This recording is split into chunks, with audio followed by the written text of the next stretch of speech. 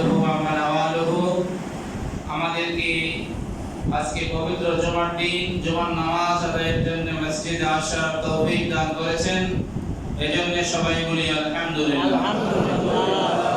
আজকে রজব মাসের শেষ জুমা, রমজানের আর বেশি বাকি নেই। রজব মাস আসলেই আমরা বুঝে যাই যে রমজান মাস কদিনই করে। রজব আমাদেরকে মেসেজ দেয় রমজান কদিনই করে। আর রজব মাসে আমরা রাসূল সাল্লাল্লাহু আলাইহি ওয়াসাল্লামের জীবনে বলা চলে সবচেয়ে বেশি আশ্চর্যজনক ঘটনা যদি মেরাজ, ইসরা এবং মেরাজ, এটি রাসূল সাল্লাল্লাহু আলাইহি ওয়াসাল্লামের এই রজব মাসে সংঘটিত হয়েছিল। আমরা পবিত্র কোরআনের শেষ 10টি সূরা আলোচনা করেছিলাম। এজন্য 10টি সূরা শেষ করতে গিয়ে আমাদের রজব মাস প্রায় শেষের দিকে চলে আসছে। তবু আল্লাহর শুকরিয়া যে আমরা একটি জুমা পেয়েছি। রজব মাসে রাসূল সাল্লাল্লাহু আলাইহি ওয়াসাল্লামের মেরাজের কিছু আলোচনা না করলে মনে হতো যেন আমাদের রজব মাসটা অপূর্ণাঙ্গ থেকে গেল। তো আজকে রজব মাস সম্পর্কে, রাসূল সাল্লাল্লাহু আলাইহি ওয়াসাল্লামের মেরাজ সম্পর্কে শুরুতে একটি কথা বলতে চাই, যেটি হয়তো আগে বলেছি কিনা আমার মনে নাই। সেটি হচ্ছে আমাদের দেশের ধারণা বা আমরা ধারণা করে থাকি, ছোটবেলা থেকে আমরাও ওয়াজ শুনেছি, ওলামায়ে কেরাম বলেছেন, বিভিন্ন ওয়াইজিন কেরাম বলেছেন যে রজব মাসে মেরাজ হয়েছে। কি বলেন, শুনছেন আপনারা? শুনেছি আমরা। কিন্তু যদি আপনি কোরআনে তো পাবোই না, হাদিসের মধ্যেও পাওয়া যায় না, ইতিহাসের মধ্যেও যদি আমরা খুঁজি তাহলে দেখি যে রজব মাসেই মেরাজ হয়েছে, এই ব্যাপারে সবাই একমত নন। বুঝতে পারছেন? মানে রজব মাসে মেরাজ হয়েছে এই ব্যাপারে উলামায়ে কেরাম, ঐতিহাসিকগণ, মুফাসসিরিনে কেরাম, মুহাদ্দিসিনে কেরাম মানে তারা একমত নন যে রজব মাসেই হয়েছে। এই বিষয়ে কি নন? একমত নন। আমরা যে ধারণা করে বসে আছি যে রজব মাসে হয়েছে। আর কেন এই বিষয়টি একমত নন, তাহলে দ্বিমত হলো কেন? দ্বিমত হওয়ার অন্যতম কারণ হচ্ছে রজব মাসের রাসূল সাল্লাল্লাহু আলাইহি ওয়াসাল্লামের মেরাজ হয়েছে, এটা কোরআন থেকে, হাদিস থেকে সাবিত। রাসূল সাল্লাল্লাহু আলাইহি ওয়াসাল্লাম মক্কা থেকে বাইতুল মাকদাস, জেরুজালেম, ফিলিস্তিন গিয়েছেন। এটিকে কোরআনের মধ্যে ডাইরেক্ট বলা হয়েছে, যে আয়াত আমি তেলাওয়াত করেছি আজকে। আর এরপরে প্রথম, দ্বিতীয়, তৃতীয়, চতুর্থ, পঞ্চম, ষষ্ঠ, সপ্তম আসমান, এরপরে আরো উপরে গিয়েছেন। এটাও সহিহ বুখারীর রওয়ায়াতের মধ্যে এসেছে। অন্যান্য হাদিস গ্রন্থে তো এসেছেই। আমাদের কাছে সবচেয়ে বিশুদ্ধতম গ্রন্থ হাদিসের কোনটি?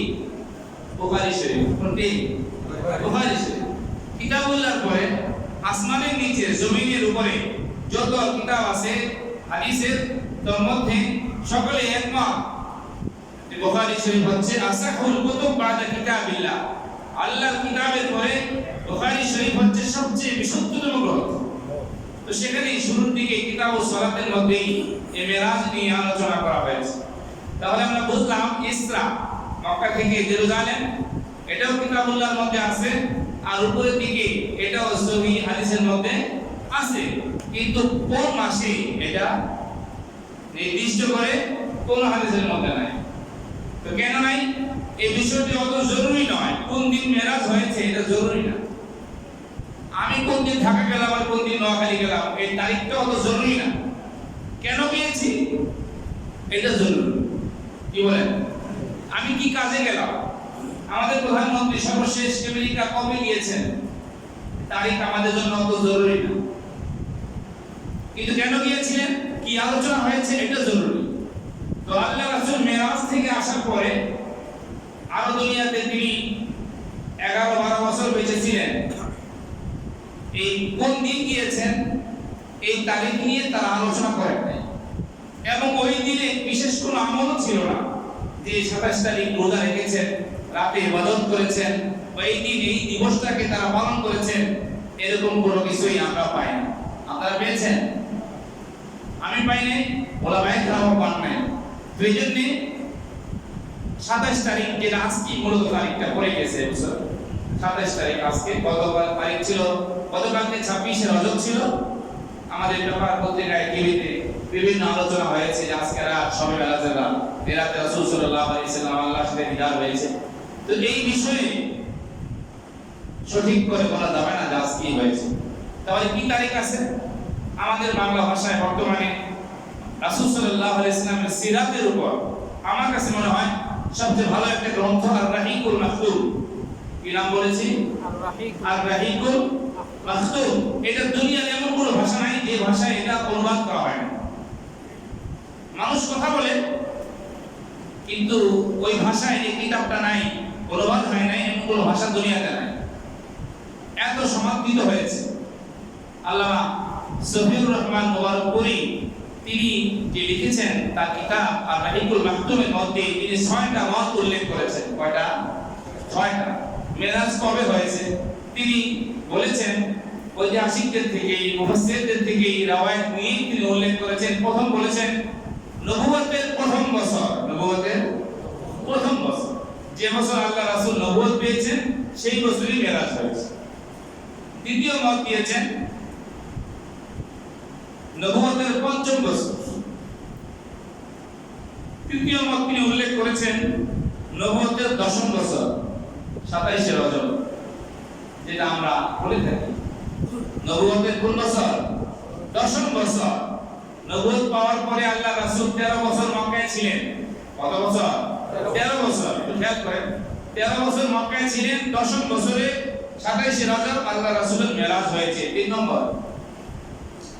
4 নম্বর মত হচ্ছে তিনি উল্লেখ করেছেন হিজরতের 16 মাস আগে, রমজান মাসে, হিজরতের 16 মাস আগে, তার মানে 1 বছর 4 মাস আগে, রমজান মাসে। পঞ্চম মত উল্লেখ করেছেন হিজরতের 14 মাস আগে, মুহররম মাসে। সর্বশেষ তিনি একটি মত উল্লেখ করেছেন যে মক্কার শেষ বছর, অর্থাৎ মদিনায় যাওয়ার 1 বছর আগে, রবিউল আউয়াল মাস। এখন কথা কি দাঁড়াইলো? আমাদের আরেকটি বিষয়, যে বিষয়ে সবাই একমত, যে আল্লাহ রাসূল মেরাজে গিয়েছেন আম্মাজান খাদিজার ইন্তেকালের পরে। খেয়াল রাখতে হবে, আল্লাহ রাসূল সাল্লাল্লাহু আলাইহি ওয়াসাল্লাম মেরাজে গিয়েছেন কখন?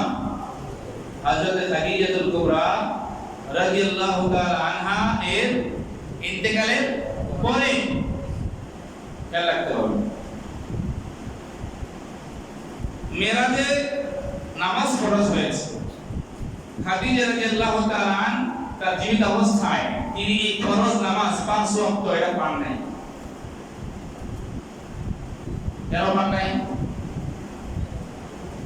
মানে তিনি ইন্তেকালের পরে আল্লাহ রাসূল মেরাজে গেছেন। এই বিষয়ে সবাই একমত। খাদিজাতুল কুবরা রাদিয়াল্লাহু তাআলা আনহা 10ম বছরে রমজান মাসে ইন্তেকাল করেছেন। এবার আপনাদের কাছে আমার প্রশ্ন, রমজান মাস আগে না রজব মাস আগে? কোন মাস আগে? রজব মাস আগে। যদি রাসূল সাল্লাল্লাহু আলাইহি সাল্লাম রজব মাসে মেরাজে যেতেন তাহলে অবশ্যই খাদিজা রাদিয়াল্লাহু তাআলা আনহা নামাজ 5 ওয়াক্ত পড়তেন। এবার আপনারা আমরা কি বুঝলাম? প্রথম 3টি মত বাদ হয়ে গেল। খাদিজা রাদিয়াল্লাহু তাআলা আনহা এর ইন্তেকালের মাধ্যমে ঘটনা, তারিখ, রমাদান, তিনি নামাজ পান নাই, নামাজ ফরজ হওয়ার আগে ইন্তেকাল করেছেন, এই বিষয়ে সবাই একমত। সুতরাং প্রথম 3টি মত, প্রথম বছরে নবুয়তে, পঞ্চম বছরে, 10ম বছর রমাদানে, রজবে ইন্তেকাল করেছেন, এই খাদিজা রাদিয়াল্লাহু তাআলা আনহা এর ঘটনার মাধ্যমে প্রথম 3টি মত ঠিক না। এরপরে শেষের 3টি মত পুরোটিকেই প্রাধান্য দেওয়া যায় না। তবে এই বিষয়ে একমত, আমাদের মোটামুটি ধারণা হলো তারিখ জানা জরুরি না, কিন্তু আল্লাহ রাসূল মেরাজে গিয়েছেন, হযরত খাদিজা রাদিয়াল্লাহু তাআলা আনহা যখন ইন্তেকাল হয়ে গেল এবং রাসূল সাল্লাল্লাহু আলাইহি সাল্লামের এক বিশাল আশ্রয়স্থল তার চাচা আবু তালিব থাকতে রাসূল সাল্লাল্লাহু আলাইহি সাল্লামের সাথে কেউ দুর্ব্যবহার করতে পারে না।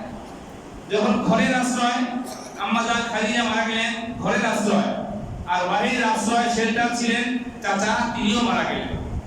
এই দুইজন মারা যাওয়ার পরে রাসূল সাল্লাল্লাহু আলাইহি সাল্লামের উপর অত্যাচার শুরু হয়ে গেল। তখন আল্লাহ সুবহানাহু ওয়া তাআলা তার প্রিয় হাবিবকে সান্ত্বনা দেওয়ার জন্য, আশ্বস্ত করার জন্য তিনি একটা ঘটনা ঘটাইলেন। এক কারণ হচ্ছে তাকে আশ্বস্ত করা, সান্ত্বনা দেওয়া, তাকে ভালোবাসার বহিঃপ্রকাশ ঘটানো। হে নবী, হে হাবিব, আপনার খাদিজা ইন্তেকাল করেছে, আপনার চাচা আবু তালিব ইন্তেকাল করেছে, কিন্তু আপনি আমার বন্ধু, আমি আপনার বন্ধু, আমি আপনাকে ছেড়ে যাই নাই, আমি আছি, আমি থাকবো, আমি আপনাকে সবকিছু থেকেই হেফাজত করব। আল্লাহ তাআলা বলেন, আল্লাহু ইয়াসিমুকা মিনান নাস, আল্লাহ তাআলা হচ্ছে আপনার রক্ষক, আল্লাহ তাআলা আপনাকে রক্ষা করবেন। আল্লাহ তাআলা এমন এক ঘটনা ঘটাইয়া তিনি প্রমাণ করলেন যে আল্লাহ এক রাতের মধ্যে মক্কা থেকে বাইতুল মাকদাস 1 মাসের পর, শুধু যাইতে আসতে লাগে 1 মাস, কয় মাস হলো? 2 মাসের পর, বাকিটা বাদ দিলাম। এই 2 মাসের পর যে আল্লাহ এত বড় ক্ষমতাশীল, তিনি মানুষের কল্পনার বাইরে, মানুষের ধারণার বাইরে। মানুষ একটু ধারণা করতে পারে, আমরা একটু ধারণা করতে পারি যে আমরা এখান থেকে চিটাগং যাব 1 ঘন্টার মধ্যে, কিন্তু এই ধারণা করতে পারি না যে 10 মিনিটের মধ্যে চিটাগং যাব। কি বলেন, এই ধারণা আমরা করতে পারি? পারি না। 10 মিনিটে চিটাগং যাব, মসজিদ থেকে বের হবো কখন, আর প্লেনে উঠবো কখন, প্লেন স্টার্ট হবে কখন, 10 মিনিটের কল্পনা আমরা করতে পারি না। 2 মাসের পর আল্লাহ রাসূলকে রাতের কিছু অংশে, পুরো রাত নয়, কিছু অংশে, এশারের পরে ঘটনা শুরু, ফজরের আগে ঘটনা শেষ। আমি যখন কাউকে কোনো কথা বলি, আপনি যদি আমাকে বলেন, তাহলে আপনার আগে পরে ব্যাকগ্রাউন্ড থাকতে হবে। কেউ যদি বলে হুজুর এই মসজিদটা 5 তলা করে দিব, সবার কথাকে আমি বিশ্বাস করব? কি বলেন, করব? করব না। এমন একজন বলতে হবে যার কিছু আছে, সে বললে বিশ্বাস করা যায়। তো আল্লাহ সুবহানাহু ওয়া তাআলা যে বললেন আমি আপনাকে রক্ষা করব, এই মক্কার এই নির্যাতন, নিষ্পেষণ, অত্যাচার থেকে আমি আপনাকে অচিরেই আরেক দেশে নিয়ে বাদশা বানিয়ে দিব, তো এই কথা যে বলে তাকে যেমন একটা ঘটনা ঘটায় দেখাইতে হবে যে আমি পারি। তো আল্লাহ সুবহানাহু ওয়া তাআলা এমন এক ঘটনা ঘটাইলেন রাতের কিয়দাংশে, সেই ঘটনা আমার আপনার তো বিশ্বাস হবেই না, কাফের মুশরিকদেরও বিশ্বাস হয় নাই। এইজন্য আল্লাহ সুবহানাহু ওয়া তাআলা নিজেই ঘটনা আশ্চর্যজনক বোঝানোর জন্য প্রথমেই বলেছেন সুবহানাল্লাহ। সূরা বনী ইসরাঈল প্রথম আয়াতের মধ্যে আল্লাহ তাআলা বলেন সুবহানাল্লাযী আসরা, ওই আল্লাহ পবিত্র, সমস্ত শিরক থেকে পবিত্র, সমস্ত দুর্বলতা থেকে পবিত্র। এই পবিত্র আল্লাহ তিনি ইসরা বা ভ্রমণ করিয়েছেন বিআবদিহি, তার বান্দাকে, লাইলান রাতের কিছু অংশে, রাতের কিয়দাংশে, মিনাল মসজিদিল হারাম ইলাল মসজিদিল আকসা, মসজিদ হারাম থেকে মসজিদ আকসা পর্যন্ত। কেন? লিউরিয়াহু মিন আয়াতিনা, যেন তিনি তাকে দেখাতে পারেন তার আয়াত সমূহকে। এই এখানে অনেক কয়েকটা কথা, প্রত্যেকটা কথা আমাদের বুঝতে হবে। 1 নম্বর, আল্লাহ তাআলা এখানে নিজে বলেছেন আমি সমস্ত কিছু থেকে পবিত্র, শিরক থেকে পবিত্র, আমি অপবিত্রতা থেকে, দুর্বলতা থেকে পবিত্র। মানুষ আমাকে যে বলবে যে আল্লাহর পক্ষে সম্ভব না, তোমার এই ধারণা থেকেও আমি মুক্ত। গ্রহণ করিয়েছেন তিনি তার বান্দাকে, এই বিষয়টা অনেক জরুরি আমাদের জন্য। কাকে গ্রহণ করিয়েছেন? বান্দাকে। তো বান্দা হতে হলে শরীরও লাগে, আঁখি লাগে, রূহ লাগে। শুধু রূহকে বান্দা বলে না, শুধু রূহকে কি বলে না? বান্দা বলে না। আল্লাহ যে ইবাদত ফরজ করেছেন কার উপর? রূহের উপর। রূহের উপর ইবাদত ফরজ। নামাজ ফরজ কার উপর? বান্দার উপর। যে আল্লাহর বান্দা আমাদের উপর ঈমান আনা, নামাজ পড়া ফরজ, যার রূহ আছে শরীরও আছে। এই বিআবিহি বলে আল্লাহ তাআলা একটা প্রশ্নের উত্তর দিয়ে দিলেন। অনেকে বলে এবং বলেছে, ধারণা করতে পারে যে আল্লাহ রাসূল সশরীরে মেরাজ করেন নাই, অনেক ঘুমে ঘুমে করছেন। মানে ঘুমে ঘুমে বলতে বলছে রূহে আত্মিক মেরাজ হয়েছে স্বপ্নে, এটা অনেকে বলতে পারে। সেই কথার জবাব দেওয়ার জন্য আল্লাহ বলে দিলেন তাকে মেরাজ করিয়েছেন। কাকে? তার বান্দাকে। কাকে? বান্দা। এক নম্বর প্রশ্নের উত্তর। আরেকটা বিষয়, অনেকে আল্লাহ রাসূলকে অনেক মানে বান্দার উপরে নিয়ে যায়। বান্দার উপরে কে? আল্লাহ। এখানে দুইটা পদ আছে, একটা হলো বান্দা আর একটা কে? আল্লাহ। মাঝখানে আর কিছু নাই। মাঝখানে কি আছে? আছে আমরা আব্দ, আল্লাহর বান্দা, আর আল্লাহ হচ্ছে আমাদের মাহবুব। এই দুইজনই আমরা আল্লাহর গোলাম, আল্লাহ আমাদের মনিব। আমরা আব্দ, আল্লাহ মাহবুব। আল্লাহ কি? মাহবুব। আমরা হচ্ছি আল্লাহর বান্দা, আল্লাহ আমাদের মাহবুব। মাঝখানে আর কিছু নাই। তো এখন আমাদের নবী মুহাম্মদ সাল্লাল্লাহু আলাইহি সাল্লাম কোন কাতারে? মাহবুবের কাতারে? মাহবুব নাকি আব্দ? আমাদের কাতারে, কিন্তু আমাদের মত নয়।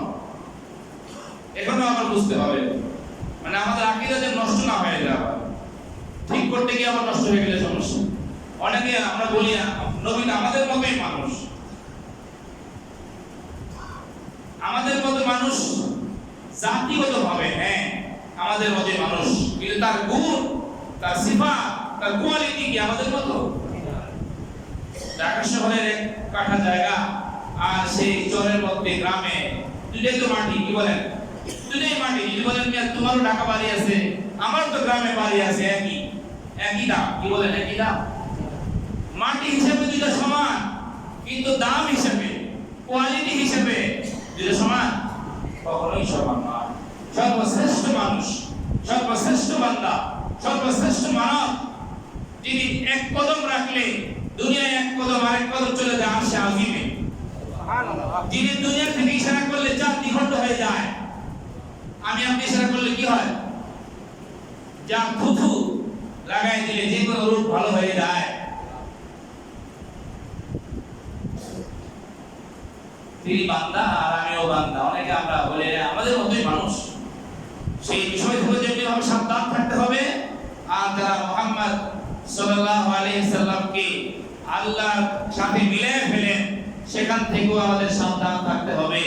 আমাদের নামাজ পড়ি, রোজা রাখি, ইবাদত করি, কিন্তু আমাদের আকীদা, আমাদের ঈমান যেন আমার নষ্ট না হয়ে যায়, খুব আমাদের সাবধান থাকতে হবে। আল্লাহ সুবহানাহু ওয়া তাআলা বলেন, সুবহানাল্লাযী আসরা বিআবদিহি লাইলাম মিনাল মাসজিদিল হারামি ইলাল মাসজিদিল আকসা আল্লাযী বারাকনা হাওলাহু লিনুরিয়াহু মিন আয়াতিনা ইন্নাহু হুয়াস সামিউল বাসীর। সুবহানাল্লাযী আসরা বিআবদিহি লাইলা, রাতের কিয়দাংশে তার প্রিয় মাহবুব বান্দাকে যিনি ভ্রমণ করিয়েছেন। মিনাল মাসজিদিল হারাম, কোথেকে শুরু? মসজিদে হারাম। কোথেকে? মসজিদে হারাম থেকে। কোন হাদিসের মধ্যে আছে আল্লাহ রাসূল তার দুধ বোন উম্মে হানির ঘরে শুয়েছিলেন, সেখান থেকে কাবার হাতিমে নিয়ে গেছে। আবার কোথাও প্রথম অংশটা বলা হয় না, কোন হাদিসের মধ্যে ডাইরেক্ট হাতিম থেকে এই সফরটা শুরু করা হয়েছে। মসজিদে হারামের হাতিমে নিয়ে গেলেন দুইজন ফেরেশতা, জিবরাইল এবং মিকাইল আলাইহিস সালাম। তারা নিয়ে গেলেন। সেখানে গিয়ে প্রথমেই আল্লাহ রাসূলকে উপরে নিয়ে যাবেন। দুনিয়া হচ্ছে একরকম, আর আখিরাতের সফর তো ভিন্ন হবে। সেখানে তার শারীরিক ভাবে তাকে ফিট থাকতে হবে। কি বলে থাকে না, এখন তো শারীরিক ভাবে ফিট না থাকলে দেশে এক জায়গা থেকে আরেক জায়গায় যাওয়া যায় না। এখন প্লেনে ওঠার আগে টেস্ট করে যে ঠিক ফিট না ফিট, কি বলে করে না। আর আল্লাহ রাসূলকে উপরে নেবেন। এই দুনিয়ার চলতে লাগে একরকম দেহ, আর উপরে যাইতে তো ভিন্ন লাগবে। এই জন্য তাকে সেখানে সফরের উপযোগী করার জন্য দুইজন ফেরেশতা আল্লাহ রাসূল বলেন আমি সব দেখতেছি, আমাকে পুরো অবশ করা হয় নাই। এক সময় ছোটখাটো অপারেশন করলে পুরো অবশ করে দেওয়া হতো, বাচ্চাদের খতনা করাবে সেটাও পুরো অবশ করে দিত। এখন যেখানে অপারেশন সেই জায়গাটুকু অবশ করা হয়, বাকি সেসব দেখে কি হচ্ছে। তো আল্লাহ রাসূল বলেন আমি দেখতেছিলাম তারা কি করতেছে, আমি দেখলাম আমার বুকটা ফেলে ফেলা হলো।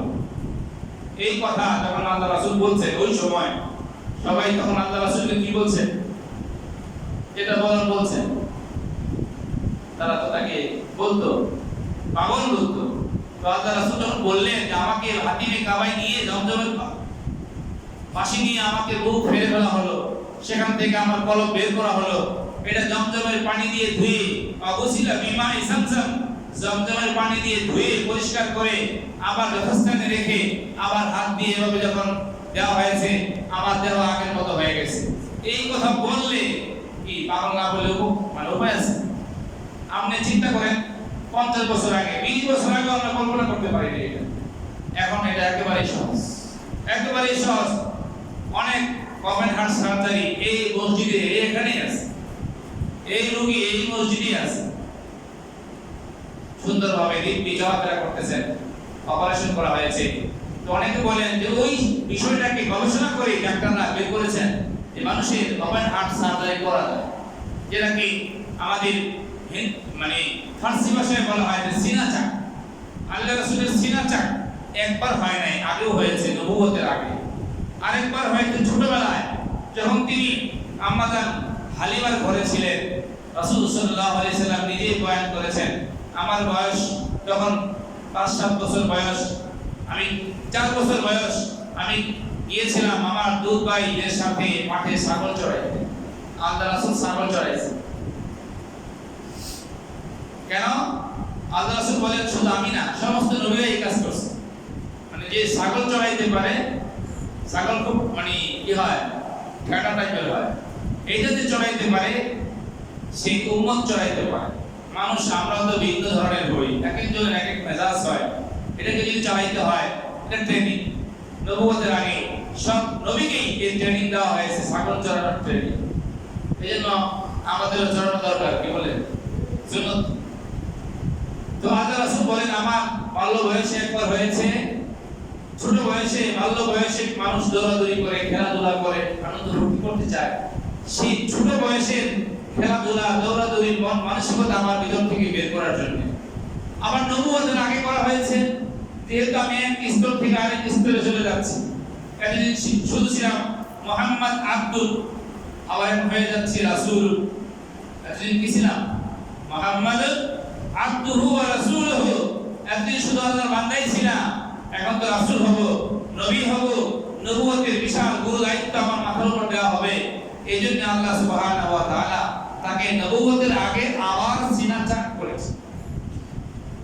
আর মেরাজে যাওয়ার আগে লম্বা সফর হবে উপরের দিকে, সেখানে উপযোগী পরিবেশ পরিস্থিতির সাথে খাপ খাওয়ানোর জন্য আল্লাহ রাসূল সাল্লাল্লাহু আলাইহি সাল্লামকে সিনা চাক করা হয়েছে। দুই দিন তার বুক ফাটা হয়েছিল, সবাই তো আর দেখে নাই, কি বলেন দেখছেন? আল্লাহ রাসূল এমনি খালি গায়ে থাকতেন, এমনি থাকতেন না, থাকা শরীয়তে নিষেধ করা হয়েছে, খালি গায়ে ঘর থেকে বের না হওয়া। তো আল্লাহ রাসূলের সাথে সবসময় যারা থাকতেন, তার স্ত্রীরা থাকতেন, তার দুই একজন খাদেম যারা একান্ত খাদেম, বলেন তো একজনের নাম? আল্লাহ রাসূল একজন একান্ত খাদেমের নাম বলেন। আনাস রাদিয়াল্লাহু তাআলা তিনি বলেন আমি একাধারে রাসূলের 10 বছর খেদমত করেছি। রাসূল কখনো আমাকে বলেন নাই 10 বছরে আনাস এই কাজটা কেন করছো, আনাস এই কাজটা কেন করো নাই। যেমন উস্তাদ, যেমন নবী, এমন খাদেম, তিনিও আবার দেখেছেন আল্লাহ রাসূল কি চান, কি করলে খুশি হবেন, কি করলে নারাজ হবেন, সব সময় যোগান না সতর্ক দেখেছে। তো সে আনাস রাদিয়াল্লাহু তাআলা বলেন, আনাস ইবনে মালিক রাদিয়াল্লাহু তাআলা আনহু قال وقد كنت أرى أثر المخيط في صدره صلى الله চোখে আল্লাহ রাসূলের বুকের মধ্যে সিনা চাকের সেলাইয়ের দাগ দেখেছি। দুইটা কাপড় সেলাই করা হয়, দাগ থাকে না? তো আল্লাহ রাসূল সাল্লাল্লাহু আলাইহি সাল্লামের বুকের মধ্যে আমি তার সিনা চাকের দাগ দেখেছি। এই ঘটনা সত্য না মিথ্যা? সত্য। আমরা তো অনেক মিথ্যা ঘটনায় বিশ্বাস করে বসে আছি। আমাদের দেশে, আমাদের মাঝে অনেক এমন ধ্যান ধারণা, অনেক ঘটনা আমাদের মাঝে আছে যেগুলোর কোনো রওয়ায়াত নাই, কোনো সনদ নাই, আমরা বিশ্বাস করে বসে আছি। তাহলে এই ঘটনা তো সহিহ মুসলিমের রওয়ায়াত। ইমাম মুসলিম রাহমাতুল্লাহি আলাইহি তার কিতাবের মধ্যে উল্লেখ করেছেন, আনাস রাদিয়াল্লাহু তাআলা থেকে রওয়ায়াত যে আমি রাসূল সাল্লাল্লাহু আলাইহি সাল্লামের বুকের মধ্যে সেলাইয়ের দাগ দেখেছি। আপনাদের বিশ্বাস হয়? তো আল্লাহ রাসূল সাল্লাল্লাহু আলাইহি সাল্লাম তার এখানে সিনা চাক হয়ে গেল। এরপর তার কাছে একটা বুরাক আনা হলো। কি আনা হলো? বুরাক। অনেকের ঘরে বুরাকের ছবি আছে, দেখছেন আপনারা? আমি দেখেছি মিষ্টির দোকানে এই বুরাকের ছবি। কেমন? বলছে বুরাক মতো তার বডিটা আর মুখটা নিচের মহিলাদের মতো। এটা কেন করছে বলতে পারেন? এটা করছে এই জন্য, বলছে এটা মানে দ্রুত বেগে যায়, ঘোড়াই তো খুব দ্রুত বেগে যায় ওই সময়ের জন্য। উট, তারপরে তো সবচেয়ে বেশি দ্রুত গতির বাহন হচ্ছে ঘোড়া, এই জন্য দেহটা দিচ্ছে ঘোড়ার মতো। আবার যেহেতু মাঝে মাঝে কথা বলে, বুরাক কথা বলছে না, বুরাক তো আল্লাহ রাসূলের সাথে কথা বলছে, রাসূলের সাথে অনেক কথাবার্তা হয়েছে, এই জন্য একটা মুখ দিতে হয় কথা বলার জন্য। কোন মুখ দিলে শব্দ দেখা যায়? পুরুষের না মহিলা? মহিলা। দেখো যত বিজ্ঞাপন ম্যাক্সিমাম মহিলাদের, এই জন্য এটা একেবারেই অকল্পনীয়, এটা ঠিক নয়। অনেকে বরকতের জন্য ঘরে রাখে, বরকত হবে। আল্লাহ রাসূল মেরাজে গেছেন, ঘোরাকি করে, এটা ঘরে রাখলে বরকত হবে। বরকত হবে? গজব হবে। কোন প্রাণীর ছবি ঘরে রাখলে বরকত তো দূরের কথা, গজব আসবে, আরো বানানো। তো যাই হোক, আল্লাহ রাসূল কি বলেন বুরাক সম্পর্কে? আল্লাহ রাসূল বলেন ওহুয়া দাবাতুন, হ্যাঁ এটা একটা প্রাণী, আবিয়াদুন সাদা, তাবিলুল মাফাউকাল হিমার, যেটা গাধার চেয়ে একটু বড়, আদুনাল বাগাল, এবং খচ্চরের চেয়ে একটু ছোট। গাধার চেয়ে কি ছিল? বড় ছিল, খচ্চরের চেয়ে ছোট ছিল। ইয়াদাউ হাফিরাহু ইনদা মুনতাহা তারফিহি, এর গতি ছিল একেবারে এক কদম থেকে আরেক কদম, মানে দৃষ্টির শেষ সীমানা। ইয়াদাউ হাফিরাহু ইনদা মুনতাহা তারফিহি, চোখের দৃষ্টি যেখানে গিয়ে মানে সীমানা, চোখের দৃষ্টির শেষ সীমানায় তার একটা কদম। সুবহানাল্লাহ। এখন বলেন আমাদের চোখের দৃষ্টি কোথায় যায়? আমরা দুনিয়া থেকে সূর্য দেখি না? দেখি না? কত মাইল দূরে? 9,30,00,000 মাইল দূরে সূর্য, এটা আমরা কি দেখি না? দেখি না? তাহলে বোঝা গেল বুরাকের গতি এর চেয়ে কম না বেশি? এর চেয়ে বেশি। কিন্তু আমরা অনেকে অংশ ব্যাখ্যা দেই, আমরাই দিই, আপনারা ভাবেন কোথায়? আমরাই দিই, সেটা ভুল দিই। কি দিতাম? কি দেই? বলি যে বুরাকের গতি, বুরাক মানে হচ্ছে বারকুন থেকে, এর অর্থ হচ্ছে বিদ্যুৎ। সুতরাং বুরাকের গতি হচ্ছে বিদ্যুতের গতির ন্যায়। আরে বাবা, বিদ্যুতের গতি তো মাত্র সেকেন্ডে কত? 1,86,000 মাইল, প্রায় 3 লক্ষ কিলোমিটার। কোথায় 3 লক্ষ কিলোমিটার আর কোথায় 9,30,00,000? তাহলে কি আমাদের ব্যাখ্যা ঠিক না ভুল? বুরাকের গতি বিদ্যুতের গতির ন্যায়, ঠিক না ভুল? ভুল, ভুল ব্যাখ্যা। আল্লাহ রাসূল বলেন এর গতি হচ্ছে এক পা আরেক পা ফেলে, এক পা এখানে আরেক পা কোথায়?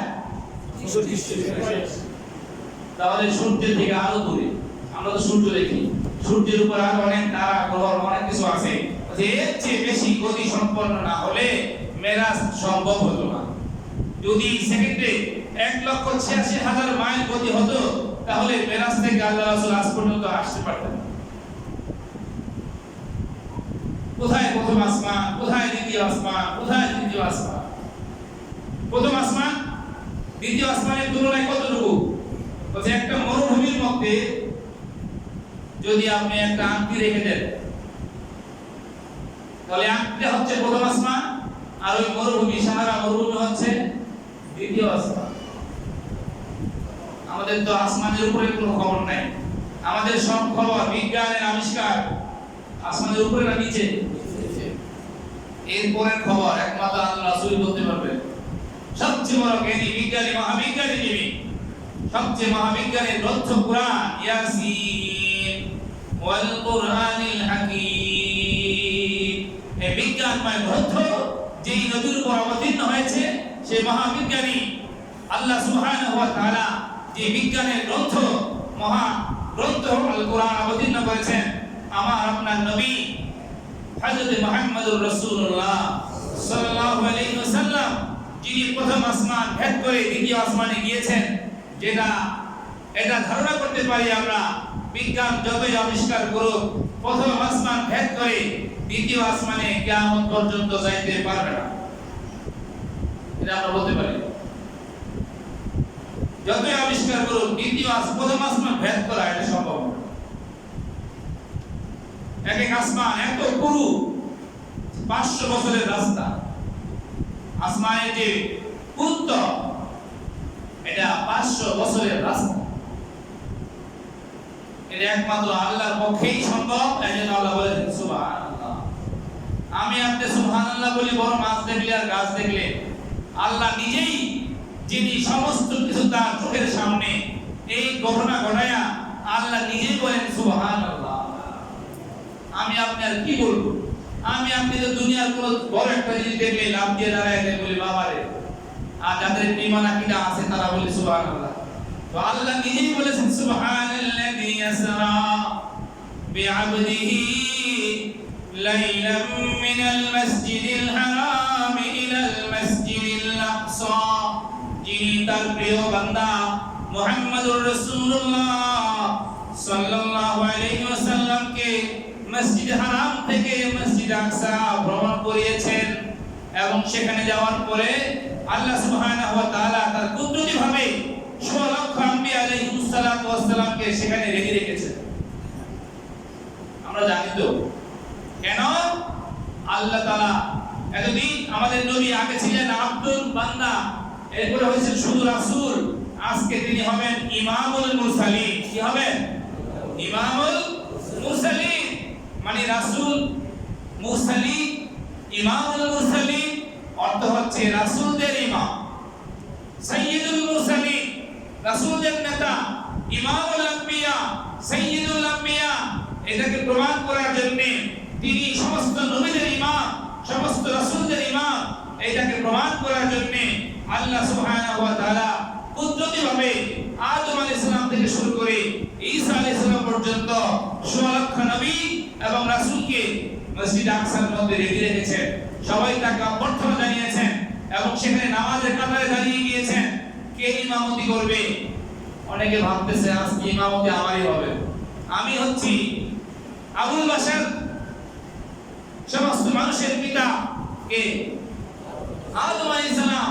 তার ধারণা ছিল আজকে ইমাম তো আমিই হব, আমি একদিকে সবার বড় বয়সে, সবার বাবা, সবাই আমার সন্তান, আজকে তো আমি ইমাম। নূহ আলাইহিস সালাম ভাবতেছে ইমামতি তো আমারই হবে। আদম আলাইহিস সালাম নবী ছিলেন, বাবা ছিলেন, ঠিক আছে, কিন্তু আমার উপর প্রথম শরীয়ত আসছে। আদম আলাইহিস সালামের উপর কোন শরীয়তের তেমন বিধান ছিল না। প্রথম শরীয়তের নবীকে নূহ আলাইহিস সালাম। আল্লাহ তাআলা তো শরীয়ত দিয়ে নবীদেরকে পাঠিয়েছেন, মানব জাতির উপর শরীয়তের বিধান দিয়েছেন। আমি হচ্ছি শারআ লাকুম মিনাদ দীনি মা ওয়াসা বিহি নূহা। আল্লাহ তাআলা বলেন শরীয়তের সূচনা নূহ আলাইহিস সালামের মাধ্যমে। সুতরাং নূহ আলাইহিস সালাম ভাবছেন আজকে ইমামতি হবে আমার। এভাবে প্রত্যেকেই, বিশেষ করে যাদের কথা কোরআনে বলা হয়েছে, কোরআনে বলা হয়েছে কয়জন নবীর কথা? 25 জন। আপনাদের অনেক ওয়াজ আপনারা শুনেন, এখানে সেখানে কি ইউটিউবে শুনেন। এখানেও দীর্ঘ 10 বছর যাবত আমি কিছু কথা বলছি, ঘুরে ফিরে মোটামুটি সবকিছু বলার চেষ্টা করছি আস্তে আস্তে। তো নবীদের আমরা বলি 16 লক্ষ নবী, কিন্তু কোরআনে নবীদের নাম আছে কয়জনের? 25 জন। কয়জন? 25 জন নবীর নাম আছে। এরা হচ্ছে বড় বড় নবী, আর কি পজিশন ওয়ালা। তো এইভাবে একজন ইব্রাহিম আলাইহিস সালাম ভাবতেছেন আমি যে ত্যাগ আর কুরবানি করেছি, আমি আল্লাহর খলিল, আমি মিল্লাত আবিকুম ইব্রাহিম, এই আমার উপাধি, সুতরাং আমি তো ইমাম হব। এভাবে প্রত্যেকেই ভাবতেছেন। ঈসা আলাইহিস সালাম রূহুল্লাহ, মুসা আলাইহিস সালাম কালিমুল্লাহ, প্রত্যেকেই নিজের পজিশনের কথা চিন্তা করে ভাবতেছেন ইমামতি আজকে আমারই হবে। কিন্তু কারো ভাগেই জুটে নাই। আল্লাহর ইশারা অনুযায়ী হযরত জিবরাইল আলাইহিস সালাম আল্লাহ রাসূলকে ধরে ইমামের মুসাল্লায়, যেখানে ইমাম দাঁড়াবেন সেখানে এসে বললেন, ইয়া রাসূলুল্লাহ, আপনি কার অপেক্ষা করতেছেন? আজকের ইমাম তো আপনি। মেরাজের অনেক কারণ, তার মধ্যে এইটা অন্যতম কারণ যে আমাদের নবী সকল নবী থেকে সেরা, আমাদের নবী সকল নবীর ইমাম, এটাকে প্রমাণ করানোর জন্য একটা ঘটনা ঘটানো। আরো অনেক কিছু আল্লাহ তাআলা বলেন কেন ঘটিয়েছি এই ঘটনা, লিনুরিয়াহু মিন আয়াতিনা, যেন আমি তাকে দেখাতে পারি অনেক আমার নিদর্শনাবলী। আয়াত এটা বহুবচন, এক বচন হচ্ছে আয়াত। আমরা কোরআন শরীফের মধ্যে আয়াত আছে কতটি? 6666টি আয়াত। এটা আয়াতের অর্থ হচ্ছে নিদর্শন। তো আল্লাহ তাআলা এই আয়াতের মধ্যে বলতেছেন লিনুরিয়াহু, যেন আমি তাকে দেখাতে পারি মিন আয়াতিনা, আমার আয়াতকে। এই আয়াত একটা কোরআনের আয়াত আল্লাহর নিদর্শন। কোরআনের মধ্যে আল্লাহর ওয়াহদানিয়াত আছে, আল্লাহর বরত্ব আছে, আল্লাহর ক্ষমতার কথা আছে। এইজন্য আয়াত পড়লে আল্লাহর পরিচয় পাওয়া যায়। কি বলেন?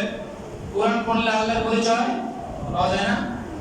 হ্যাঁ, মানে আয়াতের এক অর্থ চিহ্ন, মানে একটা আয়াত আল্লাহর অস্তিত্বের চিহ্ন, আল্লাহর অস্তিত্বের প্রমাণ। এটা হচ্ছে আয়াত, কোরআনের আয়াত। আর আল্লাহ তাআলা বলেন আমি আপনাকে আজকে দেখাবো মেরাজের এই ঘটনার মধ্যে আমার কিছু নিদর্শন, আরো কিছু নিদর্শন যেগুলি দেখলে আপনার ঈমান বাড়বে। কোরআনের আয়াত তো যেমন আয়াত, দুনিয়ার মধ্যে অনেক ঘটনা ঘটেছে আগে, অনেক আগে, আল্লাহ নবী দুনিয়া আসার আগের ঘটনা, জান্নাত জাহান্নামের ঘটনা, জান্নাতের মধ্যে কি হবে, জাহান্নামের মধ্যে কেমন শাস্তি হবে। বিশেষ করে তিনি যে মক্কা থেকে জেরুজালেম চলে গেলেন, সেখান থেকে প্রথম, দ্বিতীয়, তৃতীয়, চতুর্থ আসমান, সিদরাতুল মুনতাহা, আমাদের তাকদীর লেখা হচ্ছে। এগুলি সবগুলি আল্লাহর কি আয়াত। এগুলি কি আয়াত। এক আয়াত হচ্ছে কোরআনের শরীয়তের আয়াত, বিধিবিধানের আয়াত, আরেক হচ্ছে আয়াতে কাউনিয়া, মানে বিশ্ব জগতের মধ্যে কিছু আয়াত আছে। আপনি জানান আটলান্টিক মহাসাগরের সামনে আপনি আসমানের দিকে তাকান, আসমান আল্লাহর একটা আয়াত, জমিন আল্লাহর আয়াত, পাহাড় আল্লাহর আয়াত, আমি আপনি মানুষ, এটাও একটা আল্লাহর আয়াত। আপনি তাকান, যদি আল্লাহ তাআলা দুনিয়াতে কোন নবী এবং রাসূল নাও পাঠাইতেন, তবু আমাদের আল্লাহর উপর ঈমান আনা ফরজ ছিল। এটা আমরা কি জানি? যদি নবী রাসূল নাও পাঠাইতেন, তবু মানুষ হিসেবে আমাদের যে আকল আছে, আমাদের যে জ্ঞান আছে, দুনিয়াতে কি হচ্ছে না হচ্ছে, পূর্ব দিকে সূর্য ওঠে, পশ্চিম দিকে অস্ত যায়, এভাবেই চলতেছে। এমনি এমনি না কেউ আছে পিছনে? এই মোবাইল এমনি হয়ে গেছে? আমি যদি বলি এটা মোবাইলের প্রাকৃতিক বিষয়, এমনি হয়েছে, এমনি হয়েছে, এমনি হয় নাই। মোবাইলটা দেখলেই প্রথমে মনে হয় এই মোবাইলটার ক্যাপাসিটি কত, মোবাইলটার দাম কত, মোবাইলটা কোন দেশের, এটা কি কাজ করা যায়।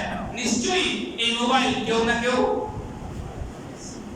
আসমান, জমিন, আসমান দাঁড়িয়ে আছে খুবই ছাড়া, সূর্য, চাঁদ, গ্রহ, নক্ষত্র, এগুলি দেখলে কি আমাদের মনে হয় না কেউ আছে? তো আল্লাহ সুবহানাহু ওয়া তাআলা তাকে দেখাবেন আজকে। আল্লাহ বলেন লিনুরিয়াহু মিন আয়াতিনা, আমি আপনাকে আমার কিছু আয়াত, কিছু নিদর্শন দেখানোর জন্য এই মেরাজের ঘটনা ঘটাচ্ছি। ইন্নাহু হুয়াস সামিউল বাসীর, নিশ্চয়ই তিনি সব সামি, শুনেন এবং সব তিনি দেখেন। তিনি মহাজ্ঞানী, তিনি মহাশ্রোতা, তিনি সবকিছুই তার ইলমের মধ্যে আছে। এই হচ্ছে মেরাজের ঘটনা। সামনে সুযোগ পেলে আমরা আগামী জুমা বলবো। আল্লাহ সুবহানাহু ওয়া তাআলা এই মেরাজ, এটা হক সত্য ঘটনা। আল্লাহ নবীর জীবনে এটা সশরীরে জাগ্রত অবস্থায় হয়েছে। এইটা আমাদের ইয়াকিন রাখতে হবে, ঈমান রাখতে হবে, আমাদের ঈমানের বিষয়। আল্লাহ সুবহানাহু ওয়া তাআলা ইয়াকিন এবং মেরাজ থেকে নিয়ে এসেছেন নামাজ। এই বাকি বিষয়গুলি আমরা আগামী জুমায় আলোচনা করব ইনশাআল্লাহ। আল্লাহ তাআলা আমাদের সবাইকে আমল করার তৌফিক দান করেন। আমা তৌফিক ইল্লা বিল্লাহ। আসসালামু আলাইকুম ওয়া রাহমাতুল্লাহি ওয়া বারাকাতুহু। যাদের সুন্নাত বাকি আছে পয়েন্ট